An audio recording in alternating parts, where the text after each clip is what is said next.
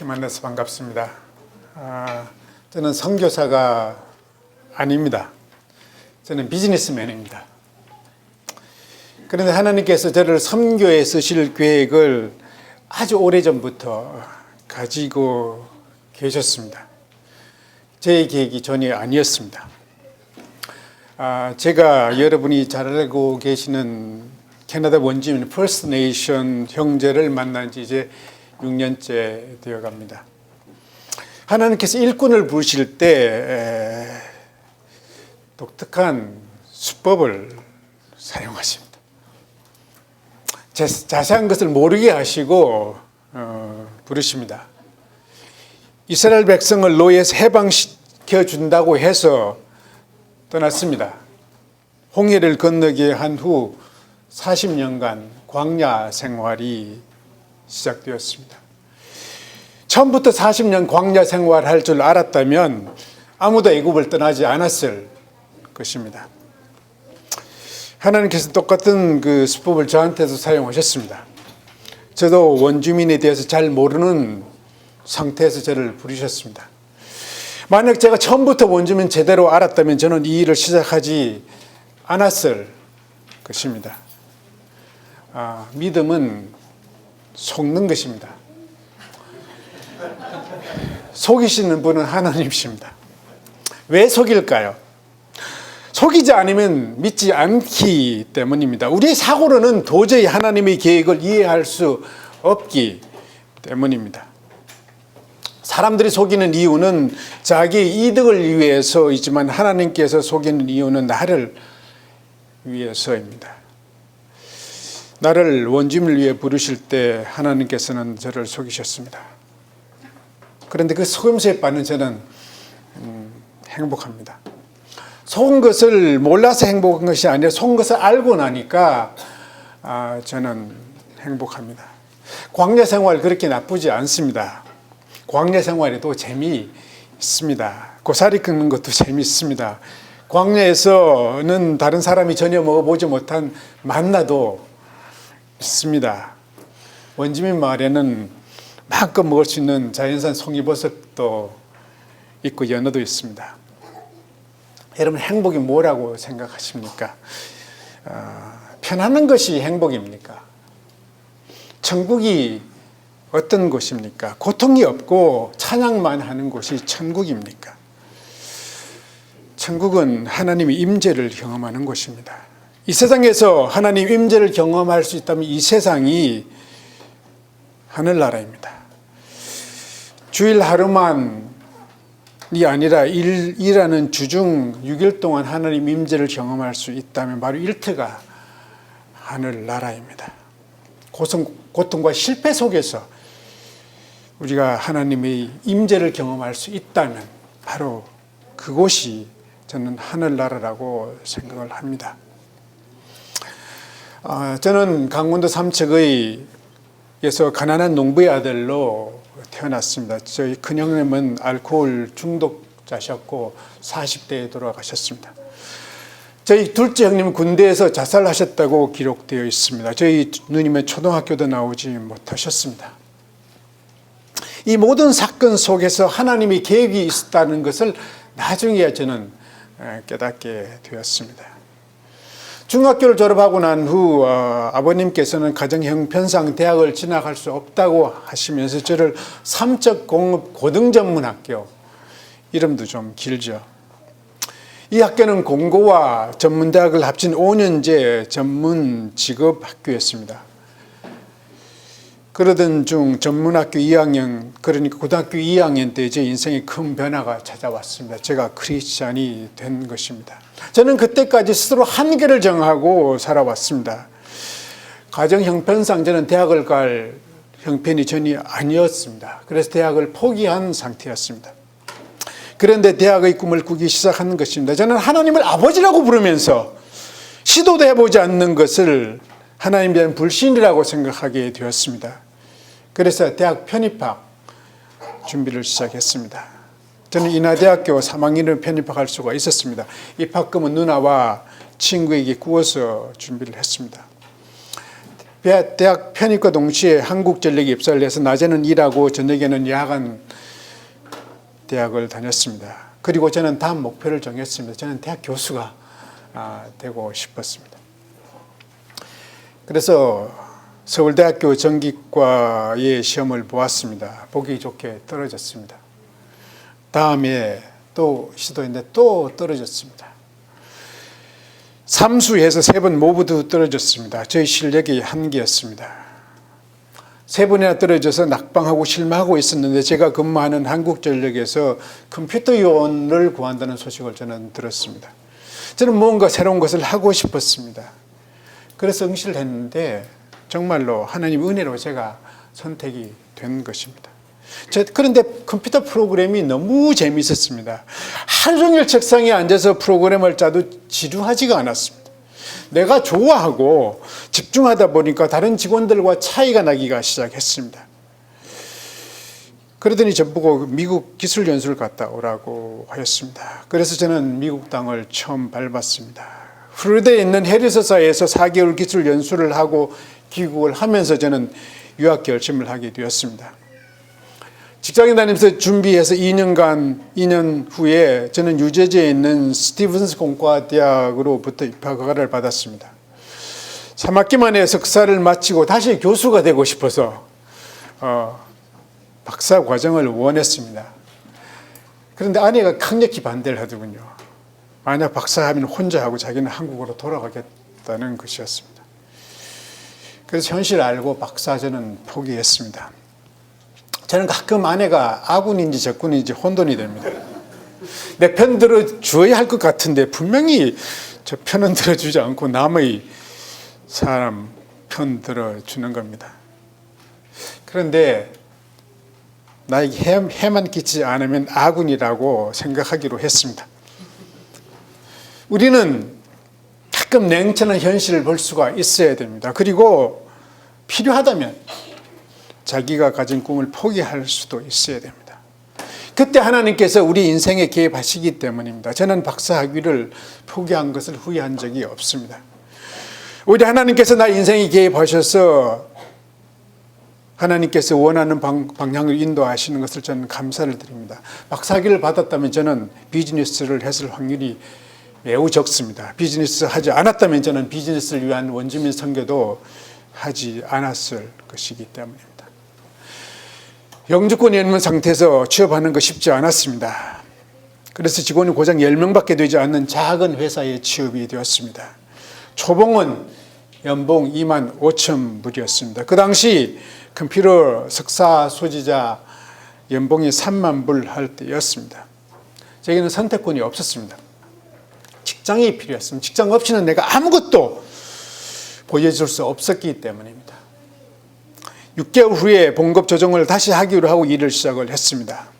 6개월이 지나자 저희 매니저님께서는 제가 연봉 3만 불을 받을 만한 실력이 된다고 하시면서 사장님께 봉급 인상 요청을 했습니다. 그런데 사장님은 28,000불을 주시겠다고 했답니다. 그래서 저보고 만약에 더 이상 받기를 원하면 직접 사장을 만나서 이야기하라는 것이었습니다. 그래서 저는 사장님을 만났습니다. 사장님은 제차 28,000불을 제안하셨습니다. 저는 그것을 받을 수 없다고 얘기했습니다. 그러면서 그동안 우리가 왜 하루 15시간씩 일을 했는지를 아느냐고 물었습니다. 저는 컴퓨터 프로그램이 너무 좋았습니다. 그래서 매일 저녁 식사를 하고 다시 회사로 가서 밤 12시까지 일을 했습니다. 그 사실 누구에게도 알리지 않았고 단지 매니지먼트 어렴풋이 알았을 것입니다. 사장님께서는 오버타임 준 기억도 없는데 왜 그렇게 일을 했는지를 저한테 되물었습니다. 저는 사장님, 저는 제 일을 감당하기 위해서 하루에 15시간씩 일을 했습니다. 그리고 지금은 제가 이 일을 담당하기 충분한 실력이 된다고 생각합니다. 3만 불 올려주십시오 라고 대답했습니다. 갑자기 사장님이 조용하시더군요. 그러더니 3만 1,000불을 주시겠다고 하시더군요. 저희 봉급은 매년 거의 30%씩 올라가서 4년 만에 8만 불 받고 R&D 디렉터가 되었습니다. 저는 나이 35살 때 ISI라는 회사를 혼자서 집에서 창업을 했습니다. 경영에 관한 지식도 없었습니다. 때로는 지식이 새로운 일을 시작하는데 방해가 됩니다. 불확실성을 알게 되면 두려움이 오기 때문입니다. 모르면 용감합니다. 저는 자본도 별로 없었습니다. 2만 불 친척이 구워서 시작을 했습니다. 창업기업과 대기업은 큰 차이가 있습니다.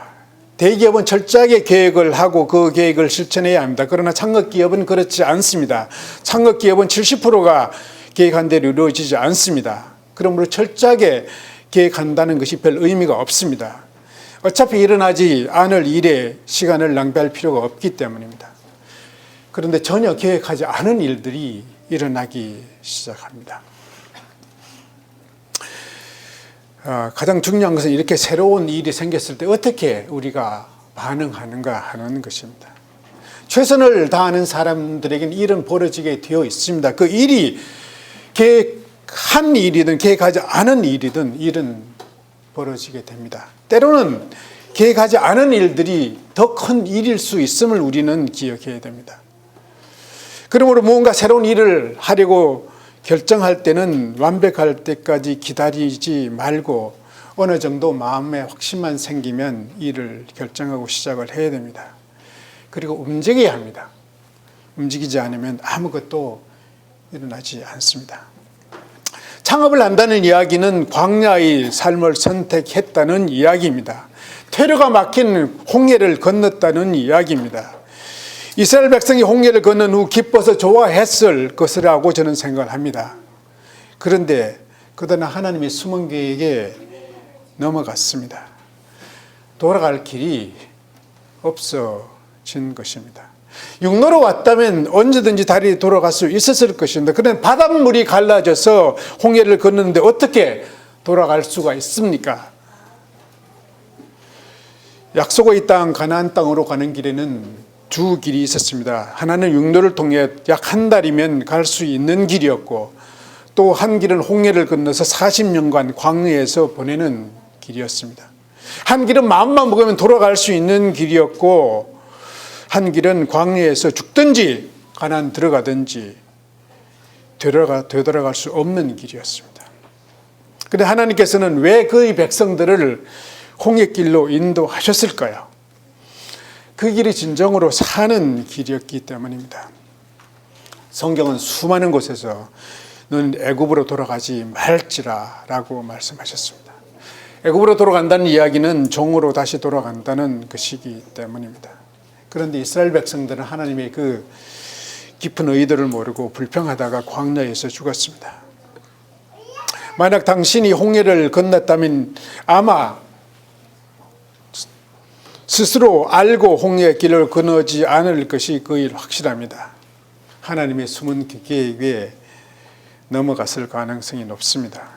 그런데 이제 당신에게는 선택권이 없습니다. 돌아갈 길이 막혔기 때문입니다. 이제 광야에서 불평하고 죽든지 광야 생활 제대로 하든지 선택해야 됩니다. 그런데 알고 보면 광야 생활 재미있습니다. 당신이 돌아갈 길 막혔다는 것은 어찌 보면 축복인지 모릅니다. 하나님께서는 벽을 문으로 만드시는 분이십니다. 주위를 보았을 때는 분명히 벽인데 갈 길이 막혔는데 그것이 끝이 아니라는 이야기입니다. 그 벽 속에 문이 있는 것을 보는 것이 바로 신앙입니다. 하나님께서는 우리의 실수를 실수로 끝나지 않게 하시는 분이십니다. 실수가 새로운 시작이 되게 하시는 것이 하나님의 은혜 아니고 무엇으로 풀이가 되겠습니까? 여러분이 너무나 잘 알고 있는 다윗의 밧세바 사건은 엄청난 실수였습니다. 그런데 그 실수 때문에 다윗은 오히려 위대한 왕이 될 수 있었습니다. 철저히 회개할 수 있었고 약한 사람을 이해할 수 있었고 그 많은 시편의 시가 나올 수 있었던 것은 바로 하나님께서 그의 실수로 끝나게 하지 않으셨던 하나님의 은혜였습니다. 그러므로 여러분께서 무언가 새로운 것을 하려고 망설이는 분 있습니까? 계속 생각만 하지 마시고 일단 움직이기 시작하십시오. 움직이지 않으면 아무 일도 일어나지 않습니다. 가만히 있으면 하나님께서 역사하고 싶어도 역사하실 수 없습니다. 아니, 역사하지 않으실 것입니다. 믿음에는 갈 바를 알지 못하고 움직이기 시작하는 것입니다. 아브라함은 갈 바를 알지 못하고 본토와 아비집을 떠났습니다. 제 회사는 독일에 있는 한 회사와 컴퓨터 소프트웨어 개발 계약을 맺었습니다. 비즈니스 경험이 전에 없었기 때문에 한 페이지에 간략한 계약이었습니다. 판매가의 50%는 개발자인 내가, 그리고 나머지 50%는 판매 회사인 파트너 회사가 갖기로 했습니다. 저는 나중에 그 파트너 회사가 최저의 판매가 외에 매년 판매가의 15%를 소프트웨어 메인테넌스 비용으로 받는다는 사실을 알게 되었습니다. 나에게는 한 푼도 주지 않았습니다. 계약서에 없었기 때문입니다. 저는 그것이 불공평하다고 이야기했고, 그는 그 금액의 50%를 다시 저한테 주기로 하였습니다. 그러나 아마 계약서에 있는 내용만 지키면 신용을 지켰다고 생각했을 수도 있습니다. 그러나 신용이란 계약서에 있는 내용을 지키는 것으로 충분하지 않습니다. 신용은 상대방 입장에서 생각할 때 비로소 쌓이는 것입니다. 그러면 사람들은 왜 이 신용을 지키지 않을까요? 신용을 지키는 것이 손해라고 생각하기 때문입니다. 네, 맞습니다. 신용 지키면 손해입니다. 정직하면 손해를 봅니다. 아니, 정직하려면 손해를 보아야 합니다. 손해보지 않고 정직할 수 없습니다. 손해보지 않아도 정직할 수 있다면 누가 정직하지 않겠습니까? 그렇게 정직하기 어려운 것입니다. 그러면 정직하지 않으면 얼마나 이익이 될까요? 한번 계산해 보셨습니까? 5%? 10%? 절대로 많지 않습니다. 그런데 정직했을 경우 장기적으로는 이익입니다. 많은 이익입니다. 그 이익은 20%, 30%를 넘을 수도 있고 어떤 때는 수십 배가 될 수도 있습니다. 저는 신용에도 브레이크 이븐 포인트, 손익분기점이 있다고 생각을 합니다. 개인적인 경험에 의하면 약 3년 정도라고 저는 생각을 합니다. 즉 3년 전에는 신용을 지키는 것이 손해입니다. 요청하지 않은 손해배상을 해 주어야 할지도 모르기 때문입니다. 그래서 3년이 지나면 이익으로 돌아섭니다. 그러므로 3년 이내 사업 그만두려고 한다면 신용 지키지 마십시오. 이익이 되기 때문입니다. 그런데 3년 이상 비즈니스 하려면 신용을 지키십시오. 왜냐하면 실제적으로 이익으로 돌아서기 때문입니다. 저희 회사는 최초로 종이 문서가 아닌 PDF 파일로 된 전자문서 20만 장의 노바티스 제약회사의 신약 신청을 FDA 하게 됨으로써 급성장하기 시작을 했습니다. 1997년 10명이던 회사가 2년 만에 100명의 회사로 성장하게 된 것입니다. 이렇게 성공하게 되면 꼭 따라오는 것 하나가 있습니다. 바로 교만입니다. 이 세상에서 교만해지고 싶어서 교만해지는 사람 있다고 생각하십니까? 그러나 성공이 나의 노력의 결과라고 생각하는 순간 우리는 자연히 교만해지는 것입니다. 나를 사랑하는 하나님, 나를 그대로 내버려두지 않으시더군요. 급성장하는 회사가 새천년을 맞으면서 갑자기 문제가 생기기 시작을 했습니다. 한 해 전에는 보너스 잔치를 했는데 6개월도 지나지 않아서 직원 10%를 해고시켜야만 했습니다. 그러면서 무엇이 잘못되었는지를 질문하기 시작을 했습니다. 성경을 읽다가 성경이 바로 나 이야기가 그곳에 있는 것을 저는 발견했습니다. 신명기 8장에는 다음과 같은 말씀이 있었습니다. 내가 먹어서 배부르고 아름다운 집을 짓고 거주하게 되며 또 내 소와 양이 번성되며 내 은금이 정식되며 내 소유가 다 풍부하게 될 때 내 마음이 교만하여 내 하나님 여호와를 잊어버릴까 염려하노라. 그러나 네가 마음에 이르기를 내 능력과 내 손의 힘으로 내가 이 재물을 얻었다 말할 것이라. 네 하나님 여호와를 기억하라. 그가 내게 재물 얻을 능력을 주셨습니다. 이 말씀을 읽는 순간 저는 눈물이 나오는 것을 감출 수가 없었습니다. 그리고 지금까지 성공이 나의 노력의 결과가 아니라 하나님의 축복이라는 것을 깨닫게 되었습니다. 회사 이익을 남기기 시작하면서 저는 회사 이익의 10%를 이웃을 위해서 사용하기로 결정을 했습니다.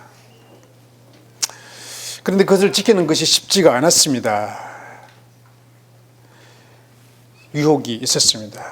특히 외부로부터 투자를 받으려고 했더니 그것을 좋아하는 투자자가 별로 없더군요. 그래서 결정한 것이 바로 회사의 미션 스테이트먼트에다 넣은 것입니다. 여기 미션 스테이트먼트 있더군요. 예. 그래서 직원뿐 아니라 고객에게도 알렸습니다. 그것을 본 한 고객이 저한테 Are you Christian? 라고 얘기하더군요. 물더군요. 선교는 꼭 말로만 하는 것이 아닙니다. 선교는 충분히 행동으로도 보여줄 수 있는 것입니다. 전도서 3장에는 만세 때가 있다고 했습니다. 날 때가 있고 죽을 때가 있으며 심을 때가 있고 심은 것을 뽑을 때가 있다고 했습니다. 회사도 시작할 때가 있었고 마칠 때가 있었습니다. 1992년은 시작한 해였고 18년 후인 2010년은 끝나는 해였습니다. 저는 혼자 시작한 회사가 500명으로 성장한 2010년 저희 회사를 컴퓨터 사이언스 코퍼레이션한 대기업에 팔기로 결정을 했습니다. 저는 회사를 운영하면서 회사 지분을 중요한 직원들에게 나누어 주었습니다. 그래서 회사를 팔았을 때 수명의 백만장자가 동시에 탄생을 했습니다. 5만 불 이상 받은 사람도 50명 이상이나 되었습니다. 성공은 나누어야 커진다는 것을 저는 알게 되었습니다. 그 중요한 직원들이 회사를 키워 주었습니다. 그 직원들이 저를 부자로 만들어 주었습니다. 저는 회사를 판과 동시에 그 자산으로 그레이스 체리티 파운데이션이라는 자선단체를 설립하고 그 자금으로 선교와 교육을 돕고 있습니다. 회사를 판 후 저는 알래스카와 인접한 카나다 BC주 저 북쪽에 있는 테라스에서 1시간 정도 떨어진 키트완가라는 원주민 마을에서 긱섬이라는 회사를 설립하고 그들을 돕고 있습니다. 이 자세한 이야기는 오후에 좀 말씀을 드리도록 하겠습니다. 오늘 제목으로 돌아가려고 합니다. 마태복음 25장 14절에서 30절은 여러분이 너무나 잘 알고 계신 달란트 비유가 나옵니다. 주인이 멀리 떠나기 전 종 3명을 불러서 한 종에게 금 5달란트를, 다른 종에게 금 2달란트를, 또 한 종에게 금 1달란트를 맡기고 떠납니다. 오랜 후 주인이 돌아왔을 때 5달란트 받은 종은 5달란트를 남겼고 2달란트 받은 종은 2달란트를 남겼습니다. 그런데 1달란트 받은 종은 그 1달란트를 땅에 묻어두었다 그대로 바칩니다. 그때 주인은 1달란트 받은 종이 이 악하고 게으른 종이라고 책망하십니다. 여러분이 말씀이 쉽게 이해가 갑니까? 저는 이해가 가지 않았습니다. 게으르다는 말은 쉽게 이해가 갔습니다. 이익을 남겨야 할 종이 이익을 남기지 않고 땅에 묻어두었으니까요. 그런데 악하다는 말은 솔직히 이해가 가지 않았습니다. 그것이 악한 것입니까? 저는 주인이 좀 지나치었다고 생각합니다. 전 그렇다면 갈 때 어떻게 하라고 하고 가시든지, 갈 때 그냥 아무 말 없이 돈만 주고 가셔놓고는 돌아와서 잃어버리지도 않았는데 악하다니요. 좀 너무 나은 것 같았습니다. 저는 신명기 15장 오늘 읽은 면전의 말씀을 읽다가 그 공통점을 저는 발견했습니다. 신명기 15장 9절에 너는 삼가 마음에 악한 생각을 품지 말라 곧 이르기를 7째 해 면전이 가까이 왔다 하고 내 궁핍한 형제를 악한 눈으로 바라보아 아무것도 주지 아니하면 그가 너를 여호와께 호소하리니 그것이 네게 죄가 되리라고 하셨습니다. 면전이 가까이 오게 되면 받을 가능성이 희박하기 때문에 구워주는 것을 꺼리는 것은 어찌 보면 당연한 세상의 논리 아닙니까? 받을 가능성 없는데 구워줄 사람 누가 있습니까? 그런데 그런 생각을 하는 것을 하나님은 악하다고 하셨고 그 행위를 죄라고 하셨습니다. 저는 우리가 생각하는 악한 것과 하나님이 정의하시는 악한 것의 차이가 있다는 것을 알게 되었습니다. 우리는 남에게 해를 끼치는 행동을 악한 것이라고 하지만 하나님께서는 우리가 해야 할 일을 하지 않는 것을 악하다고 하십니다. 왜 그런 줄 아십니까? 하나님께서는 우리 각자를 특별한 목적을 가지고 창조하시고 이 세상에 보내셨습니다. 그런데 그 목적에 사용되지 않는 것은 창조의 낭비입니다. 창조의 낭비는 하나님께서 보셨을 때 악한 것입니다. 그러면 임무를 받은 사람이 임무를 수행하지 않는 것을 악한 것입니다. 이익을 남겨야 할 종이 이익을 남기지 않는 것은 악한 것입니다. 면전이 가까이 왔다 하고 궁핍한 형제에게 아무것도 주지 않는 것은 죄입니다. 가진 자에게 주어진 임무인 나눔을 수행하지 않는 것은 악한 것입니다. 내 돈, 내 마음대로 나를 위해 쓰는 것이 죄라는 이야기입니다. 그런데 우리는 이 나눔의 삶을 살아가야 되는데 그렇게 쉽지가 않습니다. 왜 그런 줄 압니까? 이 성공이 나의 피와 땀으로 이루어졌다고 생각하기 때문입니다. 만약 여러분의 성공이 100% 여러분의 피와 땀으로 이루어졌다면 저는 나눌 필요가 없다는데 이견이 없습니다. 저는 회사를 팔고 나서 많은 돈을 벌었습니다. 그래서 저희 피와 땀은 과연 몇 프로가 됐는가를 한번 계산해 보았습니다. 저는 계산을 좋아합니다. 나의 회사를 사는 회사의 입장에서 나의 회사의 가치를 계산해 보았고 각 분야별로 내가 직접 공헌한 것을 계산해 보았더니 36.5%가 나오더군요. 36.5%만 내가 소유할 가치가 있고 나머지 3분의 2는 내 것이 아니라는 결론에 저는 도달했습니다. 그러면 나머지 3분의 2는 도대체 어떻게 얻어진 결과일까요? 그것은 내가 계획한 대로 이루어지지 않음으로 인한 결과였습니다. 저는 아까도 말씀드렸지만 대학 교수가 되고 싶어서 서울대학을 지원했지만 실력이 없어서 3번 낙방한 사람입니다. 그래서 전기과에서 컴퓨터로 전환을 했습니다. 저희 성공은 제가 컴퓨터를 좋아했기 때문에 일어난 것입니다. 저는 저희 회사의 솔루션을 팁 파일 베이스에서 PDF 파일로 전환했습니다. 저는 팁 파일 솔루션을 원했습니다. 그런데 커스터머가 PDF 파일 솔루션을 원해서 할 수 없이 그냥 돈 벌기 위해서 시작했습니다. 그런데 그것 때문에 저희 회사는 급성장을 하게 된 것입니다. 이렇게 해서 나의 의사와 상관없이 얻어진 부분에 대해서는 나는 소유지가 아닙니다. 저는 청지기일 뿐입니다. 내 것이니까 나누기 어렵지 내 것이 아닌 것은 전혀 나누기 어렵지가 않습니다. 저는 카나다와 미국을 자주 방문합니다. 카나다와 미국은 국내선으로 되기 때문에 비행기 내에서 음식 사 먹어야 됩니다. 얼마 전 캐나다에서 미국으로 돌아가는 길에 메뉴를 봤더니까 밖에서 오브라는 샌드위치가 구불하더군요. 그래서 살까 말까 한참 망설이다가 사 먹지 못했습니다. 왜 그렇습니까? 내 돈이기 때문입니다. 저는 제가 설립한 그레이트 체리티 파운데이션을 통해서 수만 불짜리 수표 눈 깜짝하지 않고 저는 끊습니다. 왜 그렇습니까? 더 이상 그것이 내 것이 아니라고 정의해 놓았기 때문입니다. 저는 회사를 팔고 나서 부자가 되었습니다. 그리고 내가 생각해도 기특하게 성경 말씀대로 한번 살아보아야 되겠다고 생각을 했습니다. 그래서 하나님께서 나에게 주신 것을 나누어야 되겠다고 생각을 했습니다. 성경에는 몇 가지 나눔에 대한 지침이 나옵니다. 잠언 3장에는 내 손에 선을 베풀 힘이 있거든 마땅히 받을 자에게 베풀기를 아끼지 말며 내게 있거든 이웃에게 이르기를 갔다가 내일 오라 내일 다시 오라 내일 주겠노라 하지 말라라고 기록되어 있으며 신명기 8장에는 구워주되 넉넉히 구워주라고 하였습니다. 어디 이뿐인 줄 아십니까? 매 7년 면제에는 구워준 것을 면제하라고 하셨습니다. 다시 요약하게 되면 구워주되 넉넉히 구워주고 받을 생각하지 말라 얘기입니다. 그런데 마침 한국의 페이스북을 통해서 친구가 된 한국에 있는 한 신학생이 학비 요청을 요청해 왔습니다. 얼굴 본 적도 없습니다. 그래서 그냥 요청하지 말고 얼마 필요한지 물었습니다. 그래서 그가 요청한 것보다 넉넉히 보내주었습니다. 그런 뜻밖의 연락이 왔습니다. 너무나 감사하다는 내용에 추가해서 그 받은 금액의 10분의 1을 11조를 했고 선교 헌금까지 했다는 것입니다. 갑자기 뒤통수 맞은 기분이었습니다.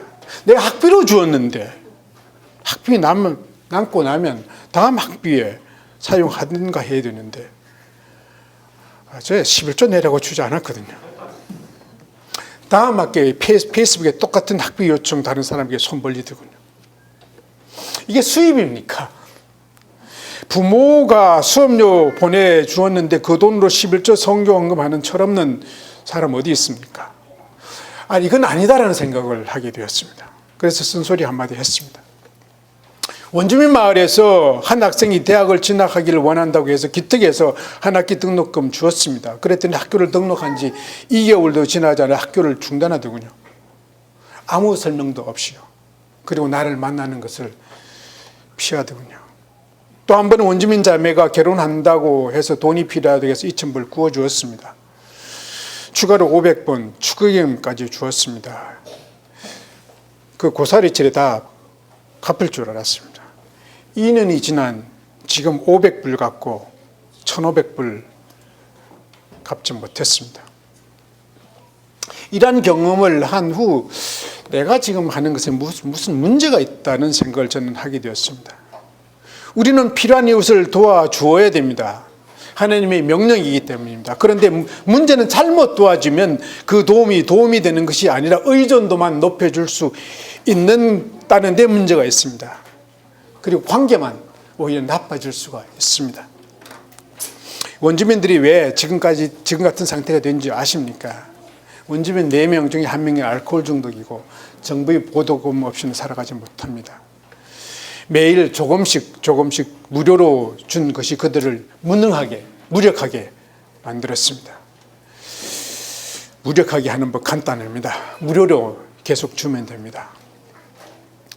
탈북자 정책 비슷합니다. 탈북자 정부에서 무료로 계속 주게 되면 무능하게 됩니다.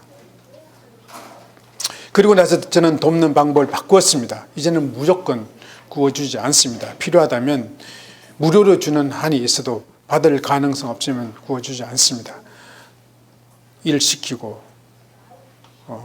분명히 저는 계획을 알고 이제는 구워줍니다. 왜냐하면 잘못하게 되면 도움이 되지 않기 때문입니다. 저는 요즘 뜬구름 잡는 대망 이야기하는 젊은이를 보면 가끔 답답합니다. 저는 큰 꿈을 꾸지 않았습니다. 꿈을 형편도 아니었습니다. 단지 실천 가능한 꿈을 꾸었습니다. 첫 번째 꿈은 대학 편입하기였습니다. 다음은 대학 교수가 되는 꿈이었습니다. 비록 이루지는 못했지만 말입니다. 그 다음은 유학이었고, 그 다음은 취업이었고, 그 다음은 작은 사업 시작이었습니다.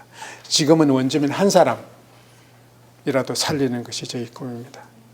비록 내가 큰 꿈은 꾸지 않았지만 하나님께서 그분의 꿈을 나를 통해서 살아가게 하셨습니다.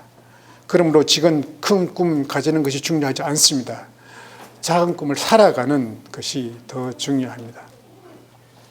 작은 일에 충실하지 못한 사람은 큰 일에도 충실하지 못합니다. 크고 좋은 꿈 꾸지 말자는 이야기가 아닙니다. 나의 욕망을 하나님의 꿈으로 포장하지 말아야 합니다. 잘못된 야망은 수많은 사람들을 한 사람의 희생물로 만들 수도 있기 때문입니다.